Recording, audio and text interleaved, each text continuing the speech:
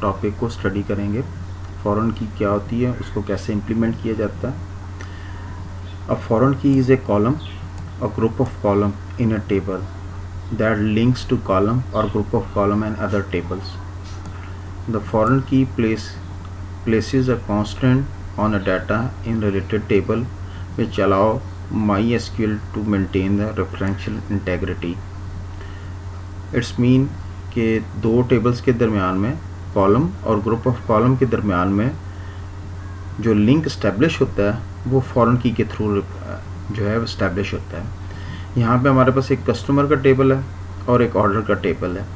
तो कस्टमर के टेबल में आपको फील्ड कस्टमर नंबर और सेम फील्ड जो है वो ऑर्डर के टेबल में कस्टमर नंबर जो है वो डिस्प्ले हो रहा है। यानी कि दोनों टेबल्स के दरमियान में, दोनों टेबल्स के अंदर कस्टमर नंबर के नाम का फील्ड जो है वो क्रिएट किया गया है। The relationship between customer table and order table is one to many relationship. इनके दरमियान में जो relationship है that is one to many.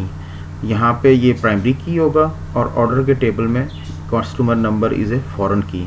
So there is only a one existence of record customer number, but there can be a multiple in order table, and this relation is established by the foreign key in order table specify the customer number column.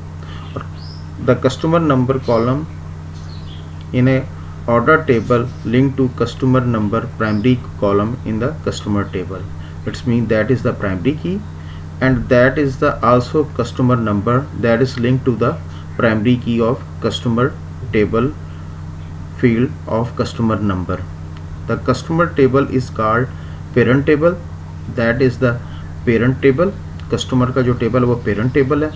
And order table is known as a child table, and that is reference table sometime called, and that is referencing table.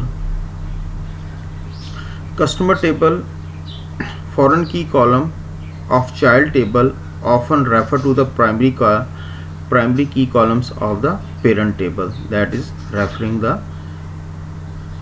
parent table column. A table can have more than one foreign key, where each foreign key reference to primary key of the different parent table. ये order के table में अभी फ़िलहाल तो एक ही primary foreign की है, but यहाँ पे मल्टीपल फॉरेन की हो सकती हैं। एक टेबल के अंदर एक से ज़्यादा फॉरेन की हो सकती हैं, but they are referring to different tables, और ये डिफरेंट टेबल्स को रेफ़र कर रही होंगी जिनका रेफरेंस या लिंक क्रिएट किया गया होगा।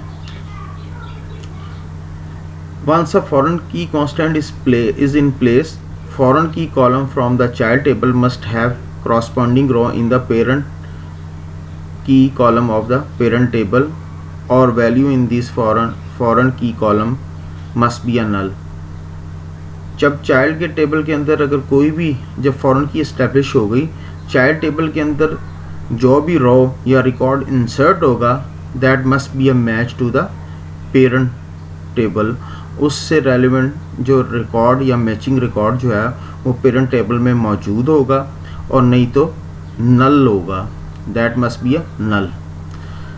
अब हम देखते हैं कि इसका सिंटेक्स किस तरह है। MySQL के अंदर हम प्राइमरी की फॉरेन की को कैसे जनरेट करते हैं।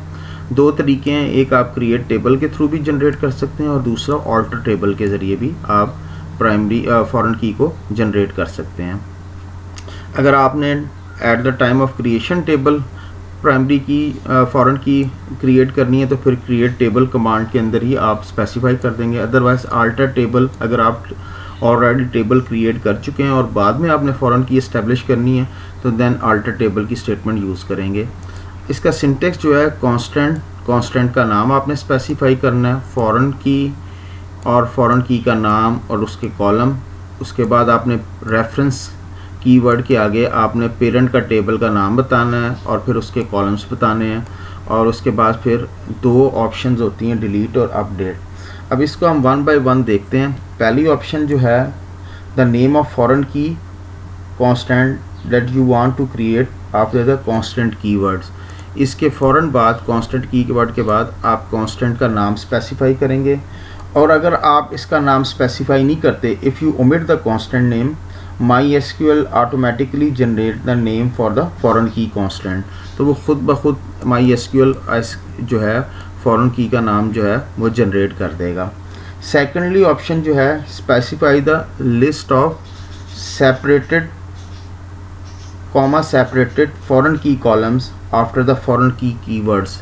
यहाँ पे फॉरेन की कीवर्ड्स के बाद आपने यहाँ पे सेपरेटेड कॉमास के थ्रू स्पेसिफाई करना होगा कॉलम्स को। द फॉरेन की name is optional and it is generated automatically if you skip.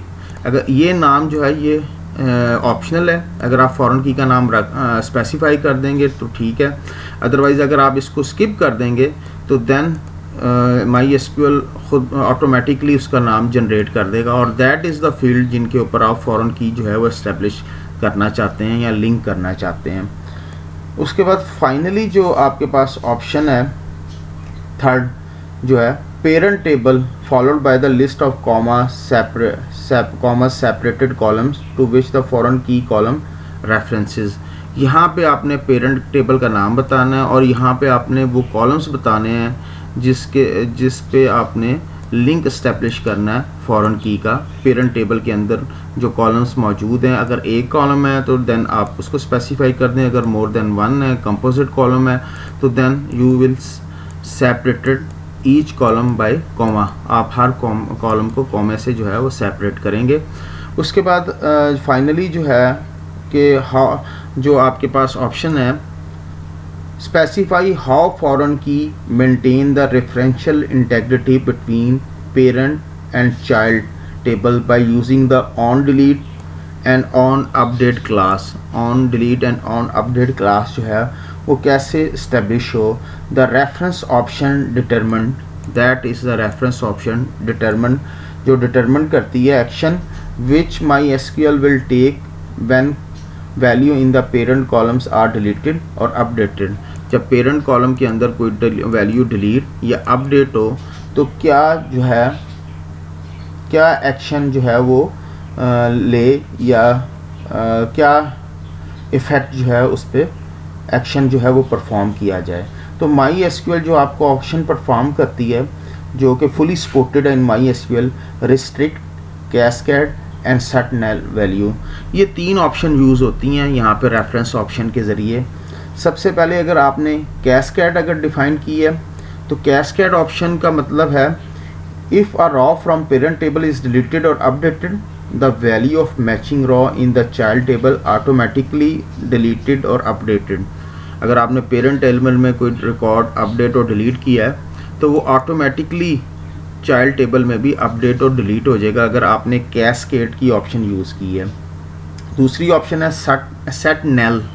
अगर आपने यहाँ पे सेट नल डिफाइंड कर दिया तो सेट नल जो है वो क्या करता है if a row from the parent table is deleted और updated the value of foreign key column in a child table are set to null, और वो ऑटोमेटिकली चाइल्ड टेबल के अंदर उसकी वैल्यू को नल कर देगा अगर पेरेंट टेबल में उस मैचिंग रॉ की वैल्यू डिलीट या अपडेट की जाएगी तो वो उसको नल कर देगा।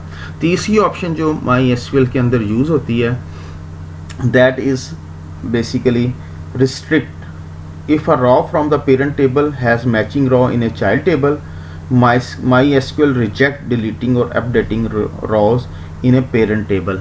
अगर आपने यहाँ पे रिस्ट्रिक्शन की ऑप्शन यूज़ की है तो वो पेरेंट टेबल में अगर आप कोई चेंजेस करते हैं, अपडेट डिलीट करते हैं तो MySQL उसको रिजेक्ट कर देगा, आपको अलाउ नहीं करेगा क्योंकि उसका मैचिंग रिकॉर्ड जो है वो वहाँ पे दूसरे चाइल्ड टेबल के अंदर मौजूद है। सो ये तीन ऑप्शन यूज़ होती हैं फॉरेन की के अंदर। हम नेक्स्ट जो वीडियोज़ हैं उसमें फिर हम इन तीनों ऑप्शंस को वन बाय वन इम्प्लीमेंट करेंगे और देखेंगे कि ये तीनों ऑप्शन किस तरह इम्प्लीमेंट की जाती हैं।